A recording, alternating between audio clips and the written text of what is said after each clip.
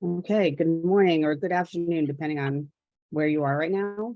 Welcome to today's episode of Urban Green Live, featuring Karl Downey, the Senior Technical Manager for the SBTi. I'm Ellen Honigstock, Senior Director of Education at Urban Green Council.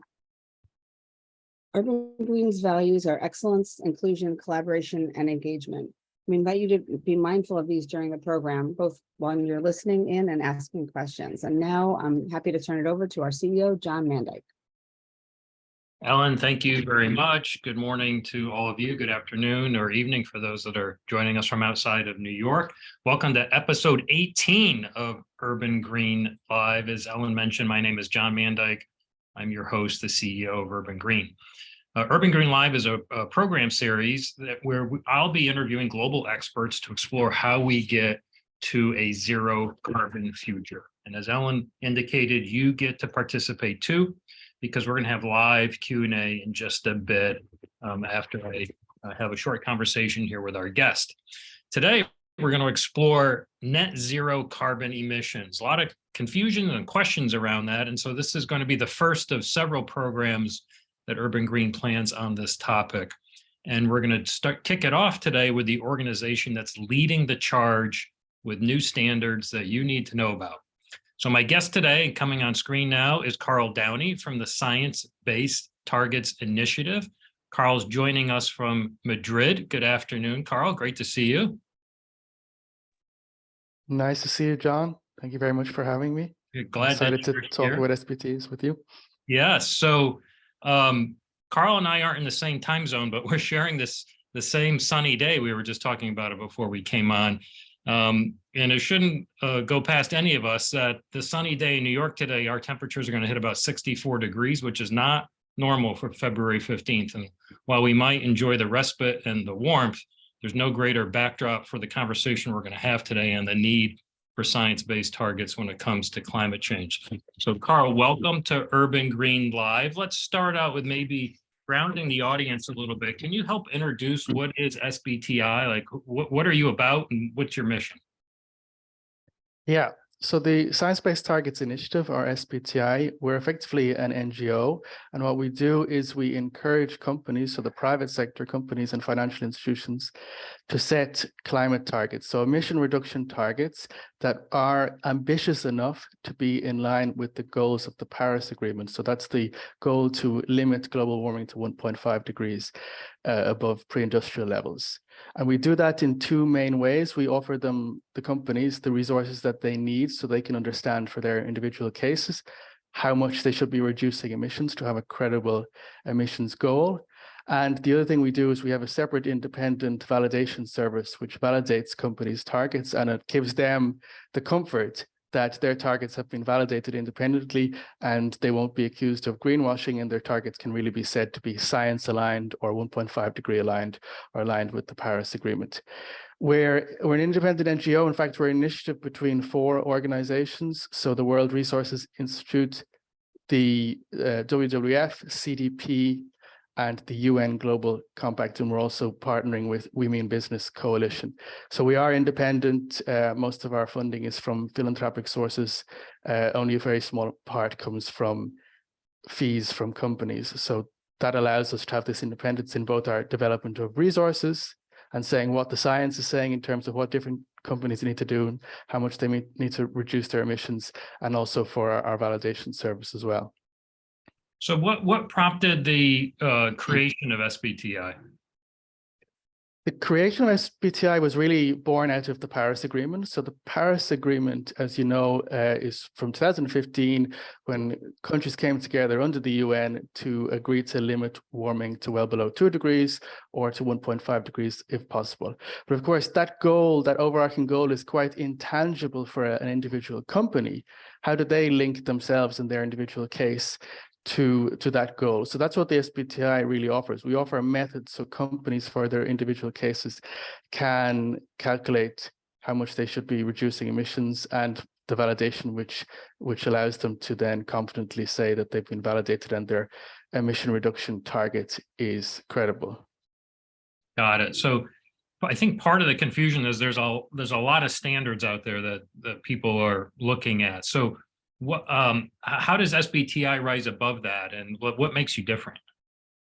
I think what makes us different is our independence and our link to the science. So we are really linking to what needs to be done. Like we start from the global cumulative carbon budget, which is the amount of emissions that can be released between now and 2050 to stay within that temperature goal. That's really our starting point. And then from there, we derive and we use other sources, pathways, which are cross-sector or sector-specific, and we'll talk about the building sector later, which then allows companies to have a pathway that's specific to them and specific to their own individual case and their own starting point, in fact, so that they can calculate their targets. That's great. And we will come back to the particular building one, but just as a primer for that, about how many pathways are there? We have one cross-sector pathway, and we have, I don't know off the top of my head, 6 or 7 sector-specific pathways. Got it. Sector-specific methodologies, sorry, which may have individual numerous pathways under them. Yep. So we have them for the sectors where their decarbonization rates may be different from the cross-sector rates, which may mean it may be slower. So for difficult to reduce sectors like cement and steel, it's a less steep pathway, but for other sectors like buildings and power, it's a steeper pathway where emission reductions are really possible in the short term. So it's quite a steep pathway. Got it. So at the base of this, a lot of people are just confused about net zero, like the fundamentals of what it means. So let's start there. What does net zero mean to you? Yeah, I think that is the question that we need to be asking ourselves. So a lot of companies make net zero claims or targets that include the words net zero. But of course, if that's not very well defined, it's not really very clear what's behind that. As in, are they leaving all action for way in the future where they're going to be net zero by 2050? What are they going to be doing in the meantime? Which emissions are they including in that scope, et cetera, et cetera. So to clear all this up, the SBTi released its net zero standard in 2021, which really lays down what a net zero target must look like. And there's 3 or 4 core elements. So the first part would be the long-term target, which means a long-term net zero target by 2050 or sooner. And this means real emission reductions within your company's value chain to a level of greater than 90% reduction by 2050. So a level of what we call residual emissions, those emissions that may still remain and might be difficult to abate. And they're real emission reductions, not using offsets or anything like that. Then there's the near-term element. So as part of the long-term target, you must also have a near-term target, which is a 5 to 10-year target. And this target must be ambitious enough to be considered 1.5 degree aligned. So it's no small reduction. It's quite steep emission reductions between now and the next 5 or 10 years. And then the final obligatory element is when you reach that very low residual level in your long-term target date, you should be committing to neutralizing those remaining few percent of emissions. And that can be through removals outside of your value chain. So they're the 3 core elements. And then as to the question of offsets or compensation, or what we tend to call beyond value chain mitigation, what we say is that this does not count towards meeting your targets, but it doesn't mean that it doesn't have value. Those kind of activities can have value to encourage decarbonization elsewhere in the economy. So companies may wish to embark on them as a kind of transitionary measure that happens in parallel to the real emission reductions that you will be doing within your own value chain. And then on that point on value chain, we make it quite clear that in your long-term target, we're talking about all 3 scopes, scope 1, 2, and 3 must be covered in your emission targets. Yeah, that was my next question. Can you help unpack for some of our folks tuning in today who may not understand the exact nature of scope 1, 2, and 3, what those 3 scopes mean? Yeah, so we're talking about from the point of view of a company here. Scope 1 is their direct emissions. So maybe their emissions from fuels that they're burning in their operations. Scope 2 is their electricity. So the electricity that they're purchased, the emissions associated with the generation of that electricity. And then scope 3 is all other value chain emissions that your company has to a greater or lesser degree, some influence on. So they may be upstream emissions from the goods that they purchase, for example, or they may be downstream emissions from the goods that they put on the market or their distribution and so on. That's scope 3. For near-term targets, we are a little bit less strict when it comes to scope 3. We allow for a lower coverage of scope 3 emissions for near-term targets, because it's very challenging, of course, to cover and also to reduce those emissions. But then as we move towards the long-term target date, we should be including almost all scope 3 emissions as well. Right. And when I want to come back and ask you in the context of buildings, how you view scope 1, 2, and 3, because that hasn't been consistent either, but we'll get to that in a little bit. So tell us about the evolution of your own standards at SBTi. Like, how have you, thought about this over the course of your existence? And again, maybe help differentiate what makes your standard different than others. Yeah, and well, I think, as I said before, the standards, and there are several. We're an independent organization, so even though what we do for all of our projects, whether they be cross-sector or sector-specific, we have an expert advisory group, which is usually made up of companies in the sector, but also other NGOs, academia, etc. It's supposed to be a diverse group of people, but they are experts and their role is advisory. So they don't have a sign-off role in the deliverables. The sign-off of the final deliverables are by the SBTi itself. So that's how we aim to have really objective standards. And indeed, that will transition into a more formalized technical council in the near future. So we are very independent. And I suppose the second point is that we default to the science. So we are interpreting what the UN says, the IPCC says in terms of how much emissions can still be emitted between now and 2050. And that's how we derive our pathways. We don't derive them bottom up based on what can in theory be done for technological reasons or for political reasons. No, we start from the top down, the carbon budget down. Great. Let's return to the issue of offsets. There's criticism out there that net zero lately has become greenwashing. It's interesting to see, in the history of sustainability in the United States, at least about 5 years ago, ESG scores started to become more publicly transparent, especially when Yahoo Finance published ESG scores for every publicly traded company.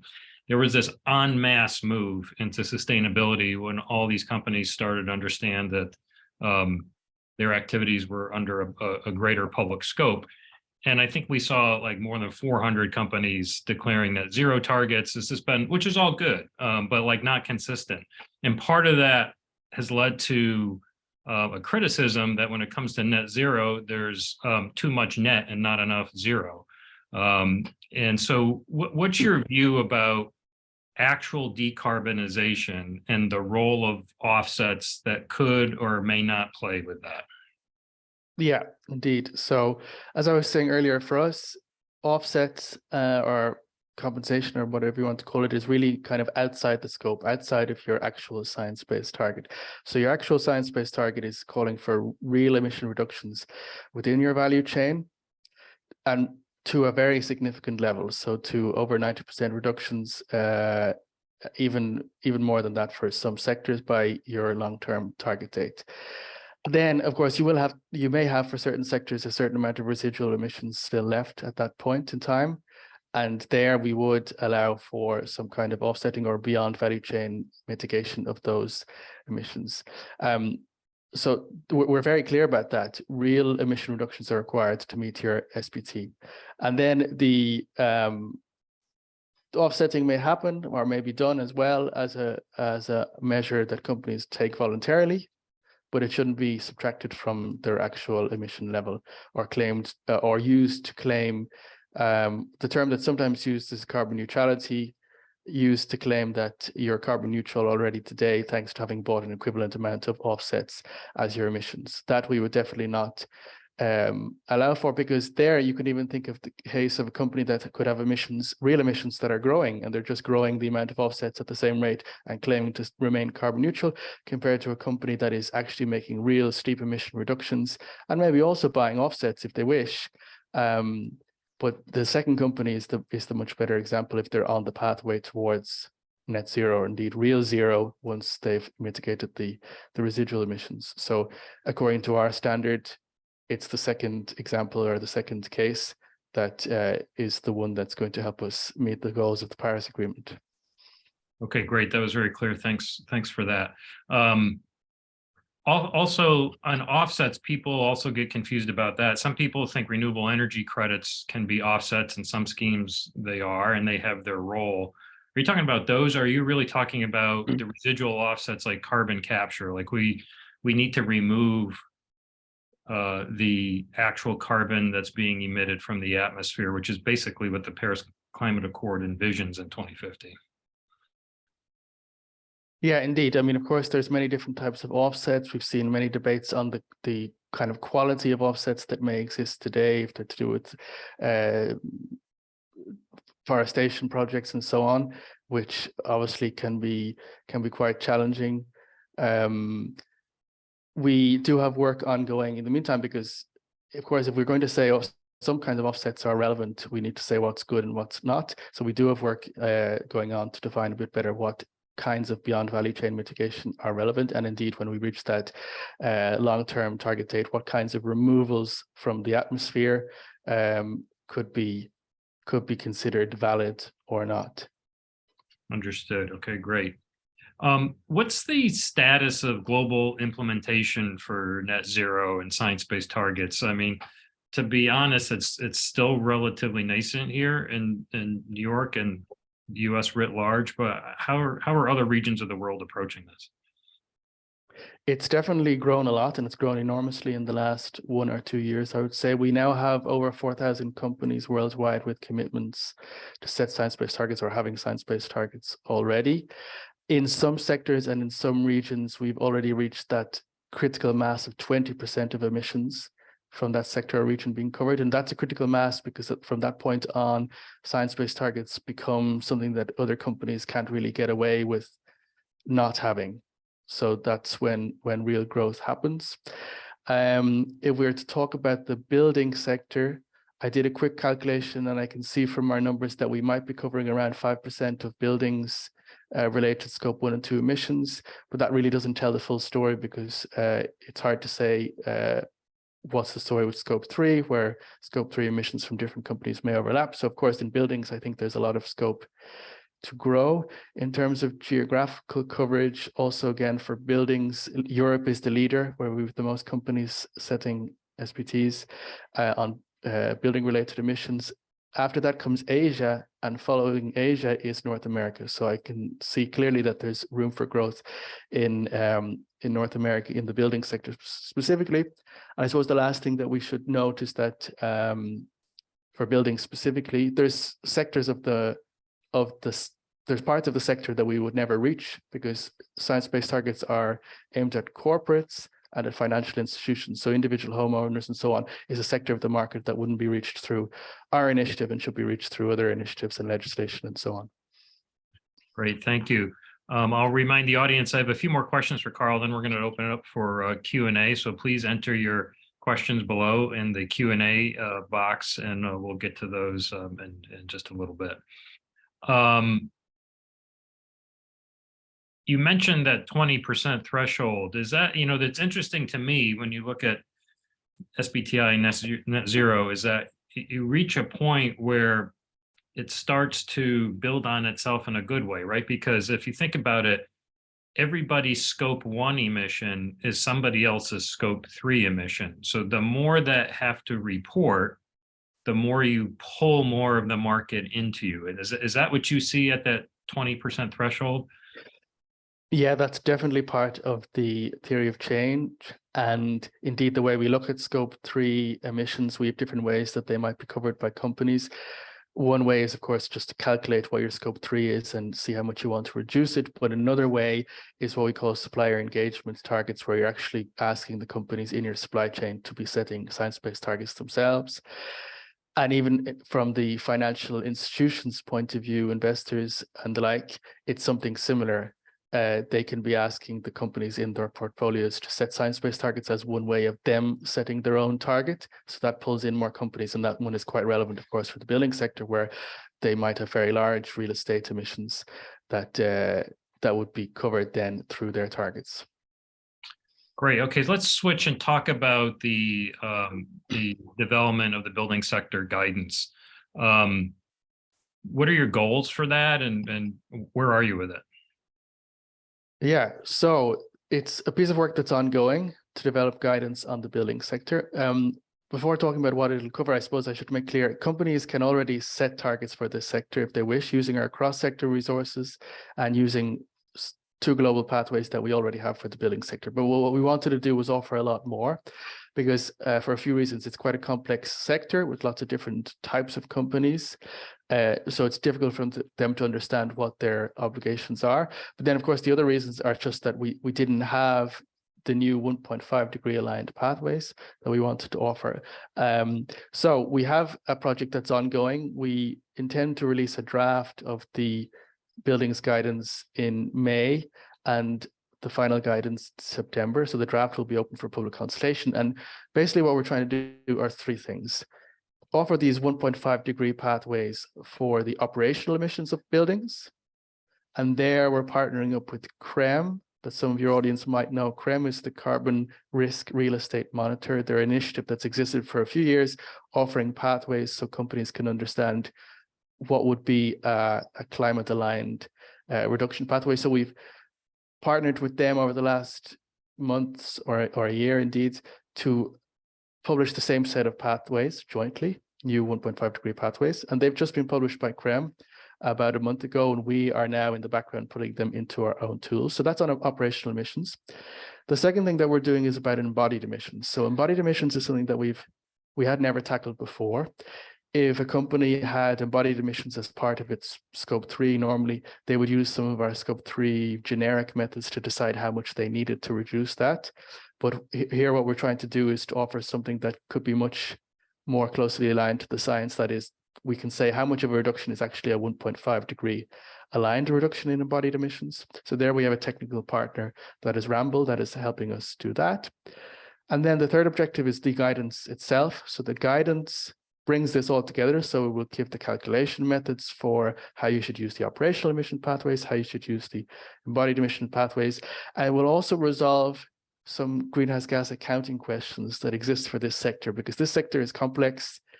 There is a lot of interpretation you can do of the greenhouse gas protocol, but depending on what kind of company you are, if you're a design firm, a developer, a constructor, your obligations might be different, and it's not really clear what emissions you should be covering and how much you should be intending to reduce those emissions. So we're aiming to clear up those questions as well in our guidance, and in a way codify what has already become common practice for companies that have already been setting targets and have had them validated by our validation team.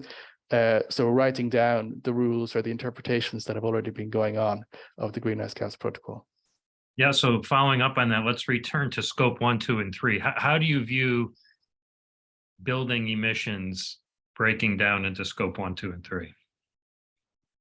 Yeah, so this is a tricky one that we're grappling with right now. So just to be very clear, what the SBTi does is corporate or financial institution level accounting and target setting. So if you're talking about a company that has many buildings related emissions, they'll be looking at the average emissions across their buildings and be aiming to reduce that according to our methodologies. So it's a bit different from building level schemes like LEED, for example, where you might be looking at an individual building and assessing that. We're really talking at the corporate level, and the two can of course be complementary, but just to be clear that the purposes are a little bit different. So then when it comes to corporate level accounting, the greenhouse gas protocol is our basis, but it gets a little bit tricky when applied to the building sector. So depending on where you are in the value chain, you will be looking at the emissions from a given building in your scope 1 or 2, or in your scope 3 if you're the owner and you're also occupying the building. Obviously, the fuels used in that building are your scope 1, but if you have tenants in that building, it becomes the tenant's scope 1 and therefore your scope 3. So these are tricky things that we need to resolve. What we're leaning towards is the way that some other initiatives like CREM that I've mentioned before, but PCAF as well as another initiative looking at accounting guidance for the finance sector. We're looking at ways to make sure that whatever the scope they fall into, we make sure that all of the building's emissions are covered somewhere, and that there's easy ways for the company then to align to the pathway, and the pathway would be expressed in CO2 per meter squared, for them to align to the pathway in question for their particular case. So it's still work in progress. We're very happy to hear ideas from stakeholders in order to make things really clear for them. Sure. Do you anticipate when you publish your guidance that you'll, like, tenant energy will be clearly defined here as whether it's in scope 2 or 3? Because right now it's not consistent in what I'm seeing in reporting. It's either in scope 2 or 3, and it's all over the place. Yeah, and what we've been discussing lately is whether we need to define whether it's in scope 1, 2, or 3, or whether we just need to define whether it's in the scope of the target. So greenhouse gas accounting is one thing where you're actually putting it into the scopes, and then from that we build on the target where the company is saying, I as a company am committing to reduce emissions from buildings over which I have responsibility by 50% or whatever it is. And there we might define in the guidance what that means. What are the buildings over which I have responsibility, or what are the emissions from those buildings over which I have responsibility? And it'll get a bit more complex as well when we add in the embodied emissions, which will apply from the point of view of some companies who have influence, and probably not for all types of companies. Right. Okay, good. I want to wrap up and talk about regulations before we get to the audience questions. So lots of disclosure regulations going on. The EU has a new carbon emissions disclosure directive that takes effect next year, and then in 26, where all companies are required to report their scope 1, 2, and 3 to disclose them, including US companies doing business in Europe. In the United States, we have our Securities and Exchange Commission in an active rulemaking right now. They have proposed requiring all publicly traded companies to disclose scope 1, 2, and 3 emissions. We don't know the outcome of that yet. So the regulations are moving. How do you see your standard in net zero playing in the regulatory landscape? Mm-hmm. Yeah, great question. I think in principle, our pathways, or how much we're saying emissions must be reduced, are not really linked to legislation. They're linked to the carbon budget, as I said before. And the building sector to me is one that's interesting because in a way, buildings, the technology exists to decarbonize buildings. That's not really the challenge. The challenge is the more systemic or social barriers whereby we need to get all actors aligned on the same objective. And their legislation is really powerful. So what I sometimes say is that if there were binding legislation that would enforce an emission reduction aligned with the science, then the Science Based Targets Initiative wouldn't need to exist. But since that doesn't exist everywhere yet, then we do need to exist. We need to find other ways to put pressure on the private sector through their investors, for example, to set targets that are genuinely ambitious enough as the science says. Then, of course, you're mentioning regulations that are not quite so much to do with regulating the energy efficiency of buildings, but are more about regulating the reporting from companies. And indeed, there, I think there's a huge overlap. If you're a company that already knows how to report its emissions according to the Greenhouse Gas Protocol, knows how to set a target according to the SBTi, you're already very well set up to report against those kinds of legislation. So I think there's a huge overlap.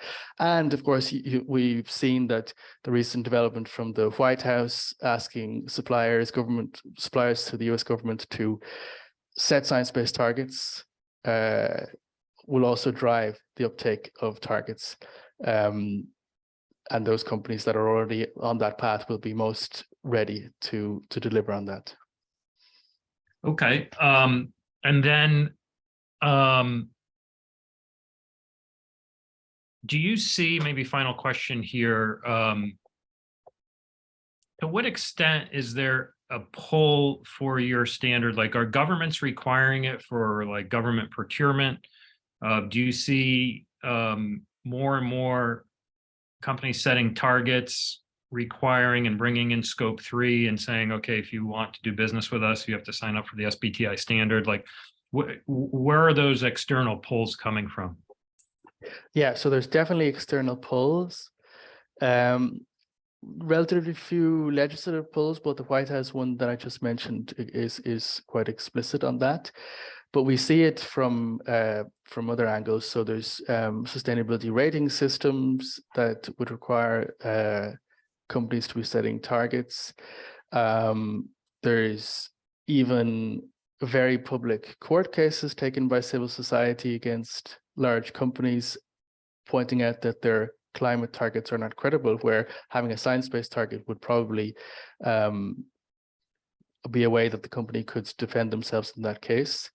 And then there's the pull, the big one really, from investors who want to know that the companies they're investing in have a viable long-term strategy, and that includes dealing with climate risk, and having a target that's been independently validated is very important to that. So that's the other big driver, I would say. Yeah, and we didn't even get into that. Maybe just a quick follow-up on that. Have you seen the investor community showing greater interest in science-based targets? Yes, absolutely. On two fronts, I think. One is that we now have a financial institutions guidance document where financial institutions have guidance for how they should be setting a target themselves, for covering their own operations, but then of course their scope 3, category 15, which is investments. So everything covered there, often a lot of emissions from buildings. So that we see, but we also see the other investors who don't necessarily want to set an SBT themselves, but they still want to use the science-based targets framework as a way of asking their own portfolio companies to set targets or demonstrate their ambition. So yes, we definitely see that moving.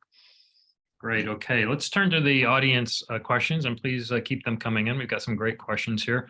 I'll just take them in the order that I see them on my screen here. First question here, Karl, is do you take into consideration the region or country a company is located when setting their targets? And what if they're in multiple regions? Yeah. So in fact, until recently, we didn't do that. We were mostly using global pathways, but now for the building sector, what is new is for the operational emission pathways that we've just developed with CREM that I mentioned, they are broken down by country. And indeed, in the US, it's not just one country, it's several regions, and by building type. So that will give companies much more granularity, or something a bit closer to their real situation. And what we're working on now in the background is the rules or the guidance for how they would indeed combine several pathways if they have buildings in several countries, because that of course is the intention, that they would use the pathways appropriate to their case. Good. Okay. Next question about double counting. So how do you avoid double counting emissions among different businesses? We talked about once, a company's scope 1 is another company's scope 3. So what's the overall view of double counting, and does it actually at the end of the day matter? Yeah, so the beauty of the greenhouse gas protocol is that for scope 1 and 2, they never overlap. They're your own scope 1 and 2. It doesn't overlap with any other company. And then scope 3 does overlap, and indeed should overlap, whereby you have lesser influence on those emissions, but different companies are looking at them from their perspectives and trying to reduce. So indeed, overlapping isn't really a problem. It's kind of a design feature of scope 3. And that works for all sectors, but of course, as we discussed earlier, we need to give clear guidance for how that works for the building sector, because it does get a little bit complex because of the different relationships. Do you see new tools or protocols evolving for scope 3? Like, in the case of a manufacturer, scope 3 could be 80% of their carbon footprint. With, for big manufacturers, literally could be 10,000 suppliers. And so, I think people quickly get overwhelmed when they think about scope 3. How do you see that evolving over time from a measurement and data capturing standpoint? Yeah, it's definitely a challenge. It's not something that I'm working on personally, but we do in SBTi have some work going on in parallel on scope 3 generally. And the challenge is just that, it's getting the data. I mean, there's another challenge, which is how do you link it to the carbon budget, but that's a separate challenge. For a company's point of view, it's about getting the data. And of course, there are tools available, there's databases, etc., which we in the buildings project have thought about referring to, because for buildings, it's the embodied emissions that is the scope 3 challenge. The operational emissions, just from energy use, electricity use, are it's easier to get the data, but the embodied emissions, it's more like the typical scope 3 challenge, which is modeled data from suppliers. And there it may be that we could or should offer some guidance to companies on how they can try to calculate that. And of course, according to the greenhouse gas protocol, scope 3 does have lower data quality requirements. So you start somewhere, you start with the data you can get your hands on, and you improve it over time, make it more specific to your case. And that's another part of the pressure you put on your suppliers through scope 3 targets. Right. Do you see carbon accounting protocols developed, or maybe they already are? In my view, you're actually helping to spur that.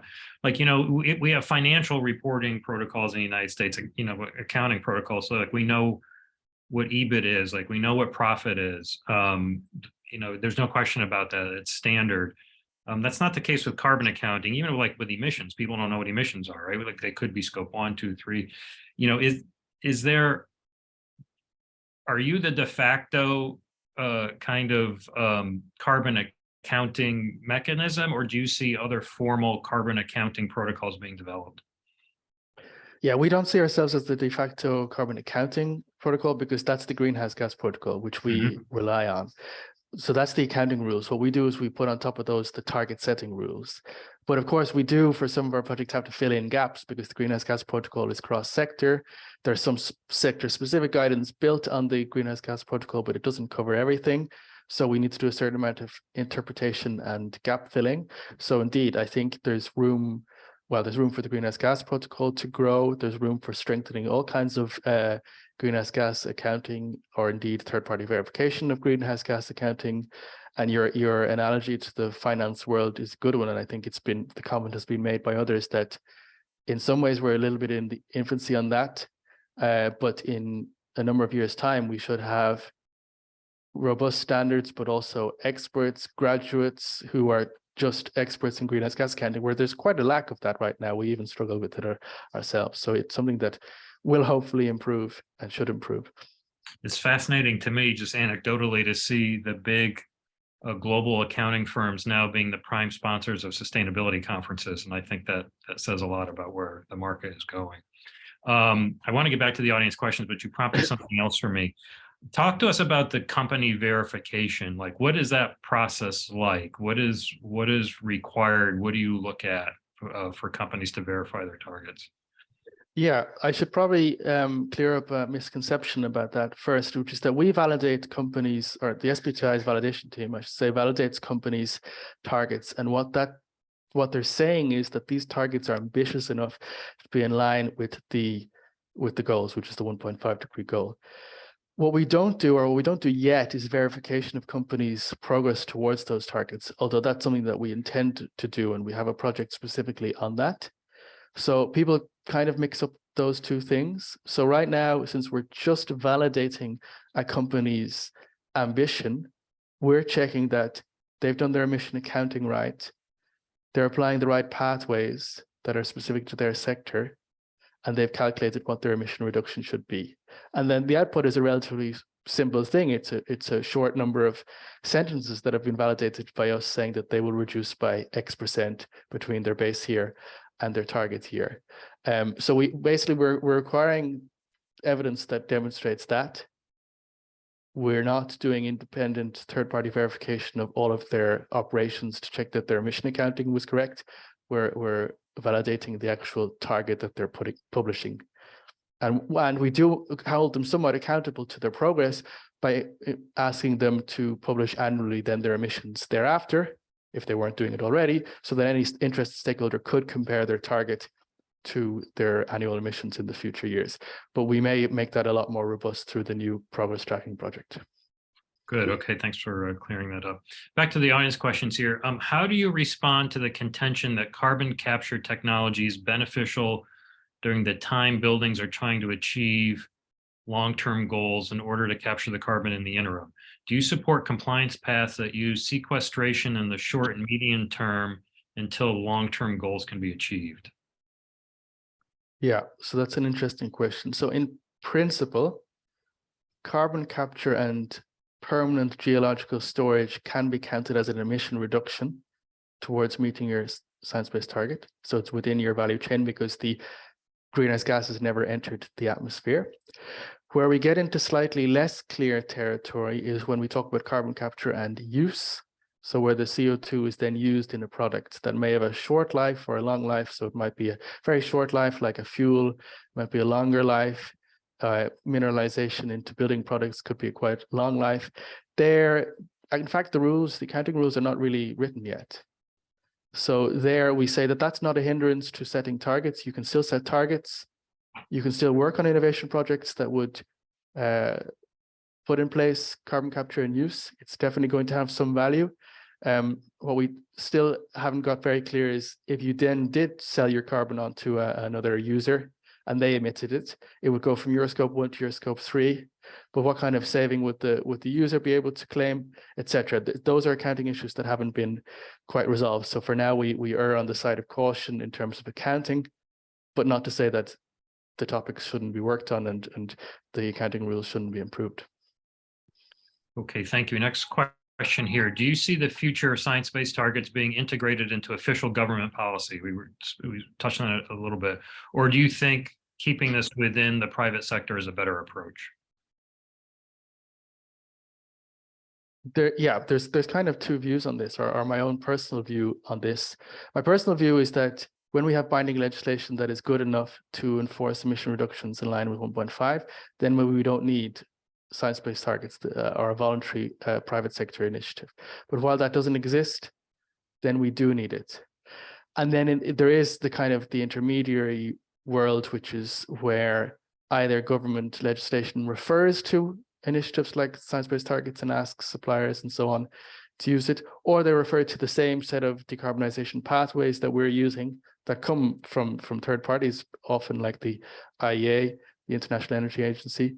And then at least we are sure that they are implementing legislation that is calling for emission reductions that are really as ambitious as required, because there's of course a lot of legislation out there on carbon reduction, but not necessarily that could be claimed to be 1.5 degree aligned. So I suppose my short answer is it can be a bit of both, but ideally we should be transitioning towards more stringent legislation. Here's a great question. Where have you seen the greatest pushback to your work? Yeah, so we get critiques all the time from industry for example, in our expert advisory groups, where industry, as you can imagine, often calls for less ambition. They say that it's too difficult, not realistic, not feasible to reduce as much as we're asking for. That you would expect. For the building sector, we don't get really that kind of pushback. In the building sector, it's more about what is the scope that needs to be included, because the more you include, the more reporting burden that they have and the difficulty with data arises. So we get kind of maybe a little bit of pushback on that. But I'd say in general, the companies that we talk to understand the need to do this, so that they're not pushing back on the principles. And then, of course, we get critiques from other NGOs who are asking us to be more ambitious, which of course are very welcome comments to receive as well, that help us up our ambition and help us balance against pushback from industry. Okay, thank you. Next question, also interesting. Can you speak about the SBTi approach to renewable natural gas and hydrogen? Good question. So I'm not an expert on renewable natural gas.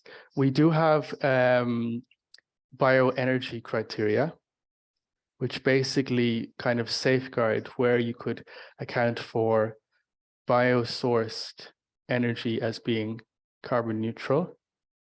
And normally the case is that you would, in any case, even if you can succeed in justifying that it's carbon neutral, you would have to report the removals from the atmosphere through the growth and the combustion emissions that happen at your plant or at your site, show that they match if you're going to claim carbon neutrality.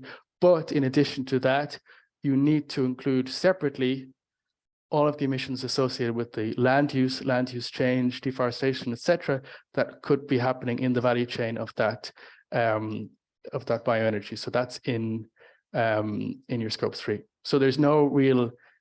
It's difficult to claim real carbon neutrality or 100% carbon neutrality of such fuels, and the same would go for biomaterials. I think there's a need for more guidance on this, on better guidance on the bioenergy question. And for hydrogen, I think everybody is aware of the different types of hydrogen, whether it's green or gray, or whether it's coming from renewable sources or not. We don't have detailed guidance on that. It's relevant for some of our sectors, like the steel sector, of course. But we don't have detailed guidance on that. It's kind of a cross-sector issue. Okay. How would you convince a person that thinks there's no way we can meet SBTIs, or specifically 1.5? There's a lot of skepticism that we're well beyond the place here where we can actually achieve 1.5 as society. So why even try? I mean, I hear that a lot too. So how do you overcome people who just think like either SBTi is too hard to do, or it's too late? Yeah. The argument we often hear is that, oh, I'm located in a location where the political environment is not supportive of me decarbonizing as a company, and therefore SBTi's requirements are too difficult and I can't meet them. And what I always say in those kinds of cases is you should be setting an aspirational science-based target, even if you don't know all of the details of how you're going to achieve it, as a way of demonstrating ambition and credibility to your governments, and using that to lobby for a more supportive legislative environment rather than the other way around. And that goes for other things, not just governments. It goes for convincing your suppliers or getting your supply chain aligned, where once you reach this kind of critical mass of more and more companies in the sector setting targets, then it becomes easier. It seems less out of reach. So I would be optimistic in that regard. Yeah, and maybe just talk to us a little bit about the steps here, because it's, in my understanding, it's not all at once. So if a company wants to declare SBTi targets, typically there's first a commitment letter that says we're going to do this, right? And then there's a period of time to allow them to do that, and then they come back to you for this validation process. Is that right? And to tell us how that works.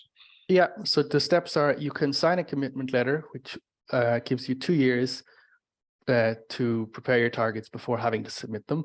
Some companies skip that step, or they sign a commitment letter but then submit their targets quite soon. But the advantage of the commitment letter is at least then they can say they've committed and they appear on our website, so they're kind of held accountable to then submitting the targets. Then they submit their targets. There is a bit of a waiting list at the moment, but companies will normally, once they submit their targets, get a validation slot within a couple of months. And then the validation turnaround is 30 to 60 days, depending on the sector. And there, of course, we require a commitment from the company to respond to all queries in a timely fashion if they want that validation turnaround to be met. And then we have certain requirements about how they may and when they may publish their targets as being SBTi validated. Got it. Next question here. What are some of the benefits of joining SBTi? Particularly, this questioner is asking about public relations, but in general, how have you seen companies turn their commitments into benefit? Yeah, I mean, I think we've mentioned some of them already. It can be a good news story for companies. They can use it in their communications, but they can also use it in much more specific ways, which include what I was talking about before, the sustainability rating schemes, even applying for sustainability linked loans, talking to their investors, protecting themselves against court cases from civil society, as sometimes happens. and in client relationships or supplier relationships as well, even in contracting. So there's a lot of very specific ways, as well as the general kind of what you would call comms, communications benefits, and the one I mentioned earlier, where companies do have lobbying objectives to get a more supportive political environment for their objectives. Having a validated SBT can help them with that. Great. Are there companies in New York that are signing up for SBTi standards? Yes, absolutely. I believe there are several in the real estate sector. You can find these on our website. There's a webpage called Companies Taking Action, and it lists all of the companies, or you can search for them there. And it also has the target wording and whether it's 1.5 degree aligned, near term or long term, or well below 2 degree aligned if it's an older target. So all of the information is there. And in fact, that should be the first resource, rather than relying on sometimes less clear communications from companies where they mix their validated targets with other types of information, and it's not quite clear. What's on our website is the SBTi validated part of their target.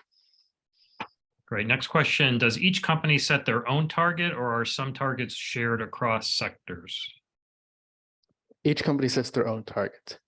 What's shared across sectors is the methodology. So the reduction rate, the pathways, as we call them, can be sector specific, but each company sets its own target, and it won't be the same for every company. Even if they have the same base and target here as another company in that sector, their starting emissions are taken into account, which gives them a little bit of flexibility. If they're, for example, worse than average, that doesn't penalize them as much as they may think.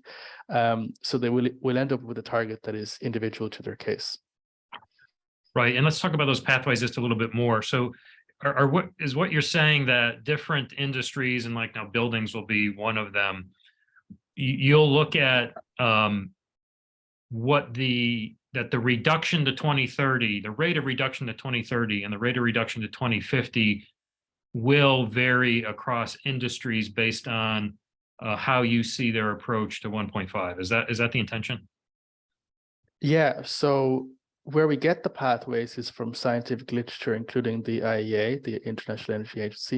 And what the IEA does is they have a whole integrated model that looks at the different sectors' possibilities to decarbonize, including how much it's going to cost them, to decarbonize, and come up with scenarios. So there are scenarios, they're not predictions, they're scenarios for ways to get to a 1.5 degree world. And those scenarios therefore lead to different pathways or decarbonization rates for different sectors according to how challenging it is. And we take those, and they become, with some modifications or from other literature, they become the pathways that we are asking companies to be complying with. And then one other thing, entering here in a little bit of the details, is that we have a cross-sector pathway as well, which is actually in absolute terms. So it's absolute emission reductions required by the company. And then our sector-specific pathways tend to be in emission intensity terms, so kilos of CO2 per unit of product or per meter squared, as is the case for buildings. That just allows better comparability. The absolute emissions are still important and they're part of the calculation. But in that way, you would see different types of targets being expressed by different types of companies. Great. And we actually are at the top of our hour, and we have one last question. That doesn't always work that way. So it's a great timing, Karl. Last question here from the audience. Does the standard account for carbon from using electricity during peak demand periods? For example, high carbon peaking power plants turning on. Yes, as in, we don't have a specific rule on that, I would say. If you're familiar with the greenhouse gas protocol, you'll know that there's the location-based approach for emissions from electricity, which is basically the emission intensity of your local electricity grid, and then there's the market-based approach, which is about specifically buying renewable energy through certificates and so on. So in a sense, that's where your emission factors come from those two points, from those two sources. And I would assume that things like peak shaving strategies or demand response strategies that can be implemented in buildings should be reflected then in the emission factor of the grid. We don't, but it's an interesting point. We don't have specific, we don't expect to have specific guidance on that for individual buildings. although maybe it's something we should look at, whether if individual buildings are encouraging a better use of the renewable energy supply in the grid, they should somehow be incentivized to do that. It's an interesting point. Yeah, I mean, this is a good question to end on. I mean, I was on its face, I think the answer to this question is it's already accounted in your scope 1 emission and how that's measured, right? And so you're talking about the carbon intensity of the grid, or I'm sorry, in your scope 2 emission. You're already accounting for the carbon intensity of the electricity you're buying. That'll be baked into the calculations. But when it does come to buildings have the big ability to do peak shaving, which is important, particularly in a city like New York, where 70% of our emissions come from buildings, right? And so we won't get to net zero in New York unless we tackle the built environment. So maybe it's something for your group to consider. Great. Well, Karl, I want to thank you for joining us today and for this fascinating discussion. And we really appreciate you spending time with Urban Green. Appreciate it. Thank you very much for having me. Right. We're going to continue this conversation on net zero throughout the year with SBTi. This was kind of the first primer, and I think it was excellent. I learned a lot. We are very soon going to announce our annual conference that will be in June, and we will have a panel dedicated to net zero, and SBTi will be joining us for that. And then we're going to invite Karl back at the end of the year when the building sector's guidance is available to brief the New York City buildings community on that. So Karl, we look forward to working with you throughout the coming year and beyond. We've got some great programs coming up. So Anushka, maybe if we can pull those up. For those of you that are interested, on February 22nd, we have a great program on waste heat energy recovery solutions in partnership with Con Edison. So check that out. That's at 10 a.m. Virtual program.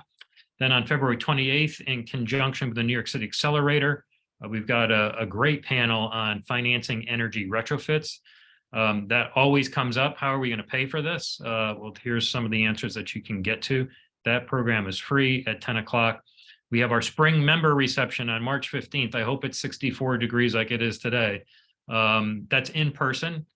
So check that out. And you can look at all these at urbangreencouncil.org events. So that brings us exactly to the top of the hour. Appreciate everybody who's joined us today. I want to thank Karl and the whole SBTi team for spending time with us and helping to unpack net zero for New York City. We look forward to seeing you at another Urban Green Council program soon. Everybody take care and have a great day.